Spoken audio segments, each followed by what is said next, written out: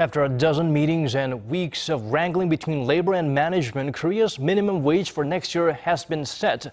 But according to our Han Da-eun, the spat isn't quite over yet, as the government and management still face strong opposition from unions that are planning to strike against that decision. Take a look.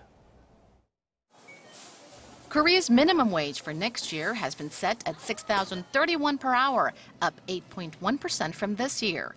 That's about $5.30. When calculated into a monthly wage, given an employee works 209 hours, it's roughly $1,100. The Minimum Wage Council of Korea approved the wage hike during Wednesday's meeting, the 12th of its kind, despite the notable absence of the labor unions. It was supposed to be a full 27-member meeting, but all 9 labor union members didn't show up in opposition. The unions representing the country's workers said they will formally object to the decision and go on a general strike next Wednesday.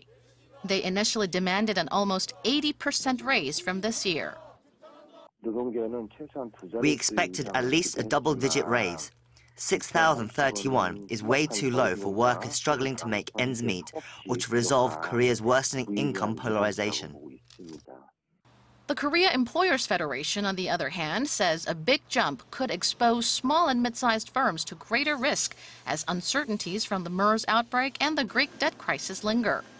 They added that those firms will now have to bear the burden of an extra $2 billion in labor costs. Korea's minimum wage was increased by 2.7% in 2010 and 5.1% the following year, and by 7.1% in 2015. It stood at about 4,101 in 2010, 4,301 in 2011, and 5,601 in 2015. The Minister of Employment and Labor will officially fix and notify the approved minimum wage by August 5th, after a 20-day objection period ends.